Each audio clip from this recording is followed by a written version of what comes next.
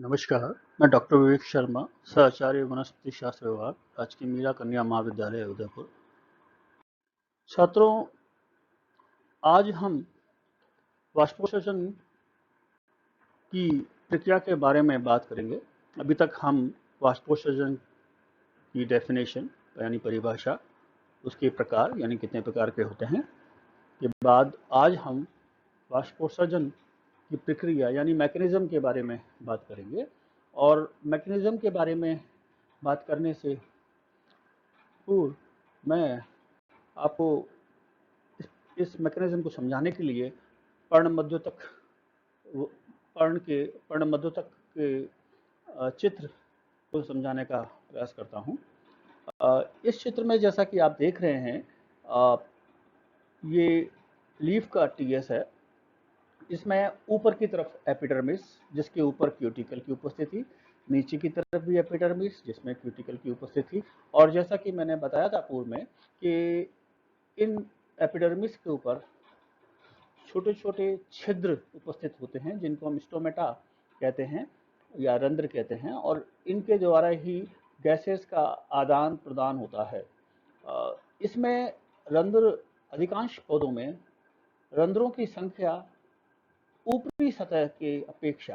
यानी abaxial surface पे adaxial surface की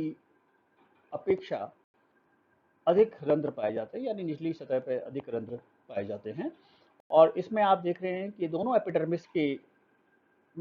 ऊपर वाली एपिडर्मिस के नीचे की तरफ पैलिसेड टिश्यू यानी खंभूतक, देन स्पॉन्जी पैरेन्काइमा, और बीच में लीफ की मिडरिप के जाइलम एलिमेंट्स। ये बच्चों पौधे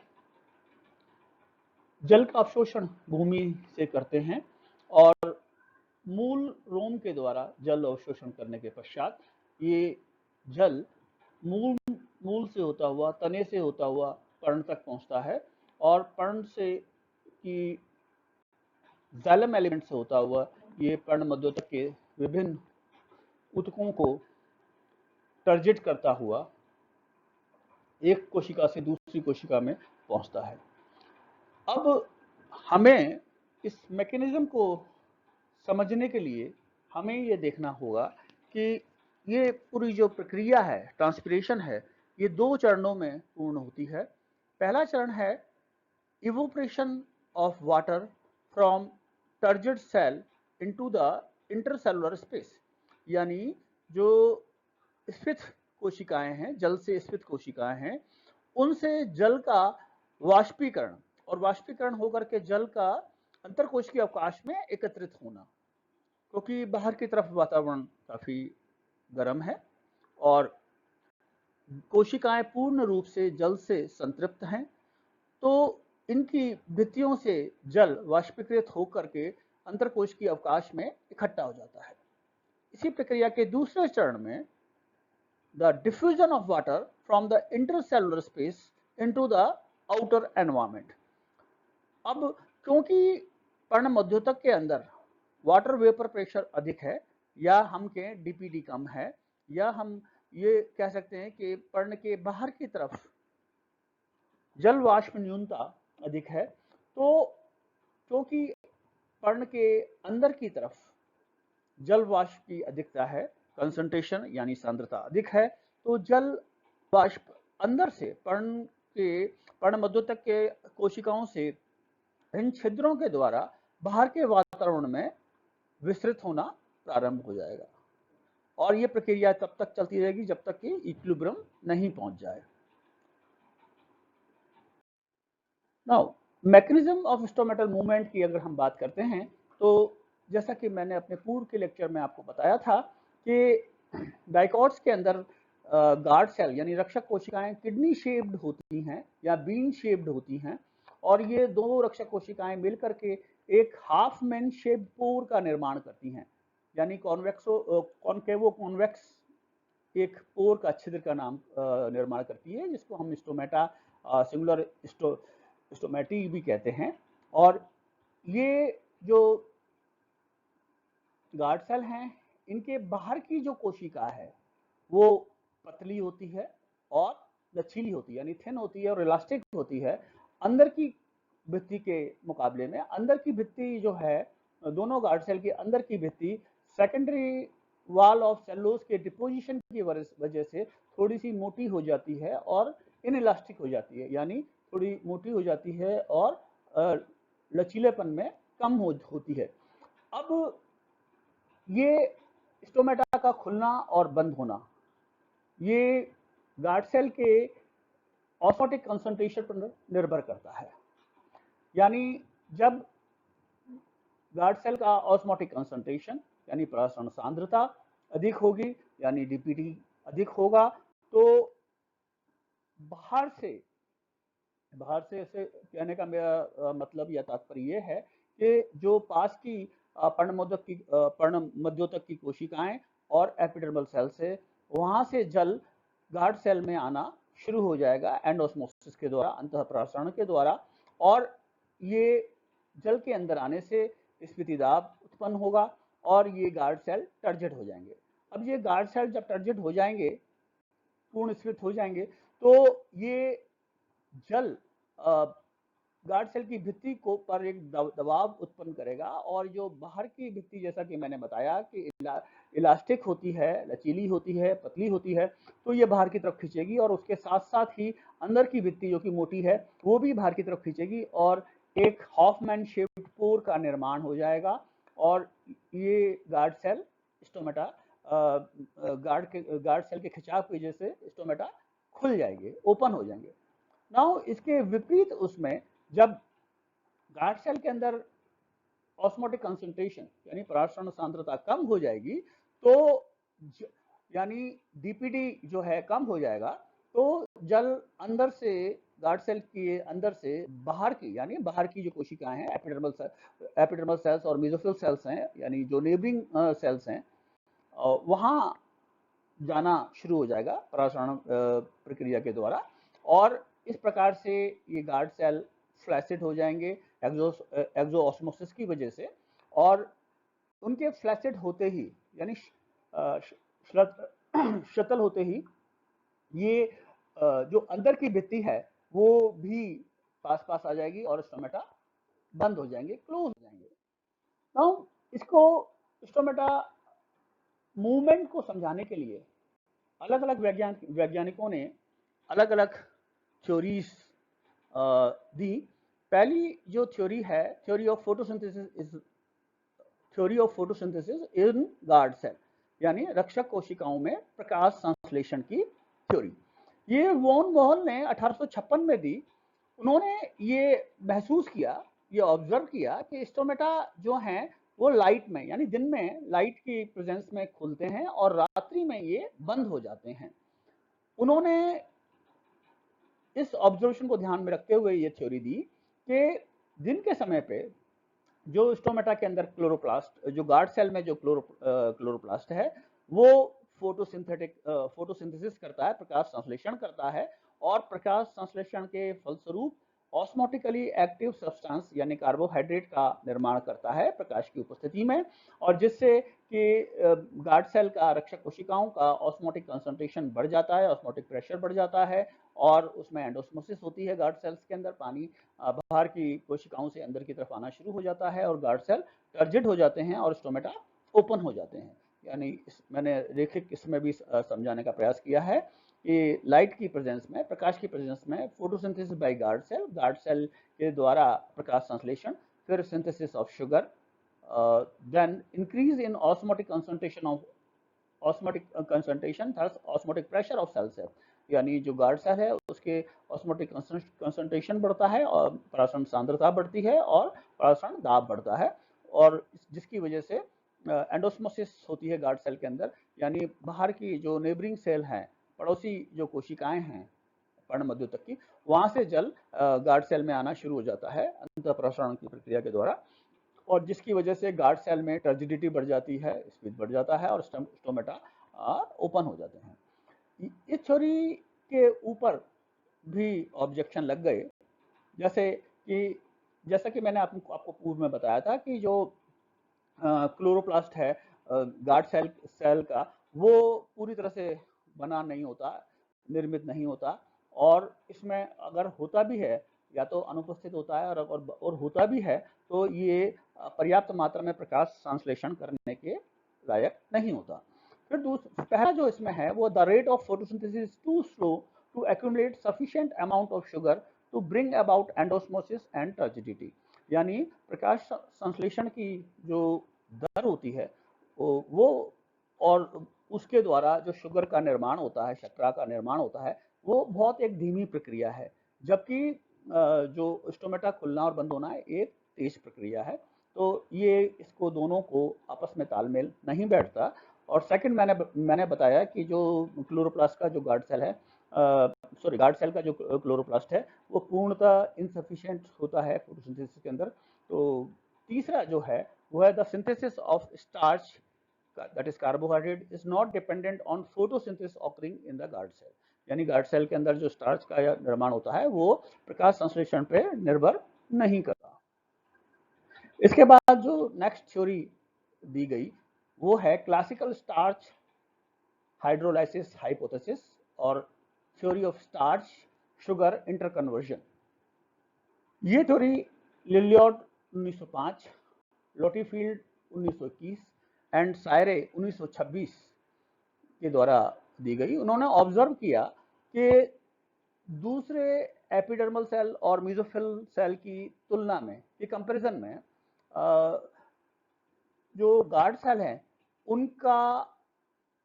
स्टार्च कंटेंट जो है वो रात्रि में बढ़ जाता है और दिन में लाइट की प्रेजेंस में कम हो जाता है। और सायरे ने 1926 में फिर ये देखा कि जो पीएच है वो जिम्मेदार होता है स्टोमेटा के खुलने और बंद होने के लिए, यानी जो हाई पीएच है, यानी अल्कलाइन साइड में जो पीएच है वो फेवर करता है स्टोमेटा को खुलने के लिए, और लो साइड में pH that is on the acidic side ये स्टोमेटा के बंद होने के लिए जिम्मेदार होता है, रिस्पॉन्सिबल होता है। इन्होंने इस प्रकार से इसको समझाया कि प्रकाश की उपस्थिति में गार्ड सेल और उसके आसपास के जो कोशिकाएं हैं, मेसोफिल सेल्स हैं, उनमें प्रकाश संश्लेषण होता है, जिसकी वजह से जो एकत्रित CO2 है वो कंज्यूम हो जाती है, यूज हो जाती है और उसका डिप्लीशन होता है, यानी उन CO2 में कमी आ जाती है, जिसकी वजह से जो वातावरण का पीएच है वो अल्कलाइन साइड में शिफ्ट हो जाता है, यानी हाई हो जाता है, जिससे कि स्टार्च जो है वो शुगर में, ऑस्मोटिकली एक्टिव शुगर में परिवर्तित होना प्रारंभ हो जाती है। नाउ ये जैसे ही स्टार्च जो है शुगर में परिवर्तित होता है तो गार्ड सेल का ट्रिगर प्रेशर यानी स्फीति दाब बढ़ जाता है, और क्योंकि जैसे ही कन्वर्ट होगा ऑस्मोटिक कंसंट्रेशन बढ़ेगी, एंडोस्मोसिस स्टार्ट होगी, गार्ड सेल के अंदर जल जाएगा, गार्ड सेल ओपन हो जाएंगे, स्टोमेटा गार्ड सेल के फूलने से स्टोमेटा खुल जाएंगे, ओपन हो जाएंगे, रंध्र खुल जाएंगे। नाउ रात्रि में इसके विपरीत वाली स्थिति होती है, यानी जब रात्रि होती है तो प्रकाश संश्लेषण बंद हो जाता है और श्वसन प्रारंभ हो जाता है और CO2 का एक्युमुलेशन, इकट्ठा होना गार्ड सेल के आसपास शुरू हो जाता है। CO2 के एकत्रित होने से जो पीएच है वो एसिडिक साइड में चला जाता है गार्ड सेल और उसके आसपास के वातावरण का, और ये पीएच लो होते ही शुगर जो है वो स्टार्च में परिवर्तित होना शुरू हो जाती है। जैसे ही शुगर से स्टार्च परिवर्तित होता है, गार्ड सेल का ट्रिगर प्रेशर या ऑस्मोटिक कंसंट्रेशन कम हो जाता है और इससे एक्सोस्मोसिस की प्रक्रिया यानी ब्राह्म परासरण की प्रक्रिया शुरू होती है। गार्ड सेल से जल बाहर की तरफ दूसरी जो पर्णमधुतक की कोशिकाएं उनमें जाना शुरू हो जाता है और स्टोमेटा जो हैं वो स्लथ हो जाते हैं, फ्लैसिड हो जाते हैं, और गार्ड सेल फ्लैसिड हो जाते हैं और स्टोमेटा बंद हो जाते हैं, क्लोज हो जाते हैं। यिंग एंड तुंग ने 1948 के अंदर ये समझाया कि इन the presence of enzyme phosphorylase in the chloroplast, यानी उन्होंने सर्वप्रथम क्लोरोप्लास्ट के अंदर एंजाइम फॉस्फोराइलेज को पृथक किया, आइसोलेट किया, और उन्होंने ये बताया कि जो एंजाइम फॉस्फोराइलेज है जो कि क्लोरोप्लास्ट में उपस्थित होता है गार्ड सेल के। ये क्या करता है कि दिन के समय पे स्टार्च और इनऑर्गेनिक फॉस्फेट को लेकर के ये फॉस्फोराइलेज एंजाइम जब पीएच वातावरण का हाई होता है, अल्कलाइन साइड में होता है, स्टार्च और इनऑर्गेनिक फॉस्फेट को ग्लूकोज 1 फॉस्फेट में परिवर्तित कर देता है, जिसकी वजह से ऑस्मोटिक कंसंट्रेशन गार्ड सेल का बढ़ जाता है और स्टोमेटा खुल जाते हैं। इसके विपरीत स्थिति में जब रात्रि होती है और CO2 के एक्यूमुलेशन की वजह से पीएच 5 हो जाता है, यानी एसिडिक साइड में चला जाता है, कम हो जाता है, तो ग्लूकोज 1 फॉस्फेट जो है स्टार्च प्लस इनऑर्गेनिक फॉस्फेट में परिवर्तित हो जाता है। स्टार्च ऑस्मोटिकली इनएक्टिव है, इतना ज़्यादा एक्टिव नहीं है, जिसकी वजह से एक्सोस्मोसिस होती है। जल गार्ड सेल से बाहर की कोशिकाओं में जाना शुरू हो जाता है, नेबरिंग सेल्स में जाना शुरू हो जाता है और स्टोमेटा फ्लैसिड हो गार्ड सेल फ्लैसिड होने की वजह से स्टोमेटा क्लोज हो जाते हैं, बंद हो जाते हैं। स्टीवर्ट ने 1964 के अंदर ये जो ऊपर की स्कीम एवब स्कीम दी गई थी, इसका ऑब्जेक्शन, इस पे ऑब्जेक्शन लगाए और उनका ये कहना था कि जब तक ग्लूकोज 1 फॉस्फेट पुनः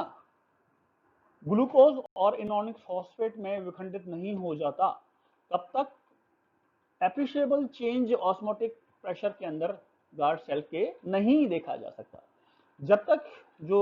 ग्लूकोज, उन्होंने कहा कि मात्र ग्लूकोज 1 फॉस्फेट बनने से ही ऑस्मोटिक कंसंट्रेशन गार्ड सेल का नहीं बढ़ जाएगा, इसका पुनः ग्लूकोज और फॉस्फेट में, इनऑर्गेनिक फॉस्फेट में विखंडन अति आवश्यक है, तभी जाकर के गार्ड सेल का ऑस्मोटिक कंसंट्रेशन बढ़ेगा और एंडोस्मोसिस की प्रक्रिया होगी। पानी, जल जो है वो नेबरिंग सेल से गार्ड सेल में आएगा और स्टोमेटा, गार्ड सेल टर्जिड होंगे और स्टोमेटा खुलेंगे। उन्होंने कहा कि जो स्टोमेटा का रंध्रों का बंद होना है, उसके लिए मेटाबॉलिक एनर्जी, एटीपी के रूप में मेटाबॉलिक एनर्जी की आवश्यकता होती है और ऑक्सीजन की प्रेजेंस में, यानी जब एरोबिक रेस्पिरेशन हो रहा है, एंजाइम हेक्सोकाइनेज जो है वो ग्लूकोज को ग्लूकोज 1 फॉस्फेट में परिवर्तित कर देता है। यानी दिन के समय पे जब ग्लूकोज बना हुआ है, उस समय गार्ड सेल टर्जिड हैं, स्थित हैं पूरी तरह से, परंतु जैसे ही रात्रि हुई, हेक्सोकाइनेज की उपस्थिति में ये ग्लूकोज जो है वो ग्लूकोज 1 फॉस्फेट में परिवर्तित हो जाता है और ऑस्मोटिक कंसंट्रेशन गार्ड सेल का कम हो जाता है। और क्योंकि ये बाद में ग्लूकोज 1 फॉस्फेट जो है वो स्टार्च में परिवर्तित हो जाता है और स्टार्च में परिवर्तित होते ही ऑस्मोटिक कंसंट्रेशन गार्ड सेल का कम हो जाता है और एक्सोस्मोसिस की प्रक्रिया होती है गार्ड सेल के अंदर, यानी अंदर से जल बाहर की तरफ जाना शुरू हो जाता है और गार्ड सेल फ्लैसिड हो जाते हैं, स्टोमेटा क्लोज हो जाते हैं। स्टीवर्ट ने अपनी इस पूरी प्रक्रिया को इस प्रकार से समझाया। पहला, opening of stomata in the light, जब लाइट हो रही है तो स्टोमेटा खुले हुए हैं, उसके लिए CO2 being used in photosynthesis in the presence of light, यानी जो CO2 कार्बन डाइऑक्साइड रात्रि में श्वसन के प्रक्रिया के दौरान इकट्ठी हुई है गार्ड सेल के आसपास के वातावरण में, यानी नेबरिंग सेल में, इंटरसेलुलर स्पेस के अंदर, तो वो प्रयुक्त होनी शुरू हो जाती है प्रकाश संश्लेषण के अंदर और उसकी वजह से जो पीएच है, जो कि एसिडिक था अब तक रात्रि के अंदर, वो दिन में बढ़ना शुरू हो जाता है और एल्कलाइन साइड में शिफ्ट हो जाता है। और जैसे ही ये शिफ्ट होता है तो स्टार्च प्लस इनऑर्गेनिक फॉस्फेट को लेकर के फॉस्फोराइलेज एंजाइम ग्लूकोज 1 फॉस्फेट का निर्माण करता है। अब ये ग्लूकोज 1 फॉस्फेट जो है एंजाइम फॉस्फोग्लूकोम्यूटेज की उपस्थिति में ग्लूकोज 6 फॉस्फेट बनाता है ना, यानी कि जो फॉस्फेट ग्रुप है वो पहले कार्बन से 6 कार्बन की ओर शिफ्ट हो जाता है। Now 6 glucose 6 phosphate in the presence of enzyme phosphatase, phosphatase enzymes की उपस्थिति के अंदर, यानी फॉस्फेटेज जो है ग्लूकोज और फॉस्फेट को विखंडित कर देगा, ग्लूकोज प्लस फॉस्फेट का निर्माण करता है। और जैसे ही ग्लूकोज बना गार्ड सेल के अंदर, गार्ड सेल का ऑस्मोटिक कंसंट्रेशन बढ़ गया और ऑस्मोटिक कंसंट्रेशन बढ़ने से क्या हुआ कि एंडोस्मोसिस स्टार्ट हो गई और जल बाहर के नेबरिंग सेल से गार्ड सेल में आने लगा, गार्ड सेल टर्जिड हो गए और स्टोमेटा ओपन हो गए। Now for the closing of stomata, यानी रात्रि में स्टोमेटा बंद होने की जो प्रक्रिया है वो उन्होंने इस प्रकार से समझाई कि रात्रि के समय पे प्रकाश संश्लेषण जो है वो रुक जाता है और श्वसन की प्रक्रिया प्रारंभ हो जाती है। CO2 जो है कार्बन डाइऑक्साइड इंटरसेलुलर स्पेसिस के अंदर इकट्ठा होना शुरू हो जाती है, जिससे गार्ड सेल का पीएच गिर जाता है, पीएच में गिरावट आ जाती है और उस समय पे ये जो है गार्ड सेल के अंदर से जो पीएच में गिरावट आ जाती है, यानी स्टार्च का फॉर्मेशन हो जाता है, एक्सोस्मोसिस स्टार्ट हो जाती है, गार्ड सेल के अंदर से जल बाहर की कोशिकाओं में जाने लग जाता है और गार्ड सेल फ्लैसिड हो जाते हैं, शतल हो जाते हैं और ढीले हो जाते हैं और जिसकी वजह से स्टोमेटा जो पोर है वो बंद हो जाता है। इसमें जो प्रक्रिया है ग्लूकोज प्लस एटीपी, यानी ग्लूकोज बना हुआ है दिन के समय पे और जब रात्रि शुरू होती है तो metabolic energy in the form of ATP is being used and the enzyme is hexokinase और एंजाइम जो है हेक्सोकाइनेज है और हेक्सोकाइनेज की प्रेजेंस में ये ग्लूकोज 1 फॉस्फेट बनाता है। ग्लूकोज 1 फॉस्फेट पुनः फॉस्फोराइलेज एंजाइम की प्रेजेंस में स्टार्च और फॉस्फेट में परिवर्तित हो जाता है और जैसा मैंने बताया कि स्टार्च में होते ही ऑस्मोटिक कंसंट्रेशन गार्ड सेल का गिर जाएगा और डीपीटी जो है कम हो जाएगी और जल जो है अंदर से बाहर जाने लग जाएगा एक्सोस्मोसिस की प्रक्रिया के द्वारा और गार्ड सेल फ्लैसेट हो जाएंगे और स्टोमेटा हो जाएंगे। इसको हम रेखिक क्रम में भी समझा सकते हैं, है ना। इसको समझाने के लिए जैसे मैंने बताया अभी कि मैकेनिज्म, ये जो स्टीवर्ट ने मैकेनिज्म दिया वो इस प्रकार से था कि light, high rate of photosynthesis mesophyll cells, removal of CO2 from intercellular space, rise in pH, conversion of starch into osmotically active glucose, increase in osmotic pressure of cell set, and osmosis, guard cell become turgid, stomata open। और इसकी जो विपरीत scheme है, reverse scheme, वो होगी stomata के closure पे, यानी जब रंध्र बंद होंगे। इसको समझाने के लिए स्टीवर्ट का रेखिक चित्र इस प्रकार से है कि दिन के समय पे जब स्टोमेटा ओपन होते हैं, स्टार्च फॉस्फोराइलेज एंजाइम की प्रेजेंस में जब पीएच 7 हो जाता है, यानी अल्कलाइन साइड में शिफ्ट कर जाता है, ग्लूकोज 1 फॉस्फेट का निर्माण करते हैं। Glucose 1 phosphate in the presence of enzyme phosphoglucomutase converted into glucose 6 phosphate, यानी ग्लूकोज 1 फॉस्फेट एंजाइम फॉस्फोग्लूकोम्यूटेज की प्रेजेंस में ग्लूकोज 6 फॉस्फेट बनाता है और ग्लूकोज 6 फॉस्फेट जो है फॉस्फेटेज की प्रेजेंस में ग्लूकोज और इनऑर्गेनिक फॉस्फेट में विखंडित हो जाता है। रात्रि के समय पे जब CO2 एक्यूमुलेट होना शुरू होती है, pH 5 हो जाता है और एरोबिक रेस्पिरेशन प्रारंभ हो जाता है और एंजाइम हेक्सोकाइनेज की उपस्थिति होती है और ATP के रूप में ऊर्जा प्रयुक्त होती है। ग्लूकोज और इनऑर्गेनिक फॉस्फेट ग्लूकोज 1 फॉस्फेट का निर्माण करते हैं हेक्सोकाइनेज की प्रेजेंस में और यह पुनः जब पीएच एसिडिक साइड में चला गया है तो फॉस्फोराइलेज एंजाइम की उपस्थिति में ये स्टार्च का निर्माण करते हैं और स्टार्च का निर्माण होते ही ऑस्मोटिक कंसंट्रेशन गार्ड सेल का गिर जाता है और एक्सोस्मोसिस की प्रक्रिया गार्ड सेल से प्रारंभ हो जाती है, जल अंदर से गार्ड सेल से बाहर की तरफ जाना शुरू हो जाता है और स्टोमेटा क्लोज हो जाते हैं। धन्यवाद।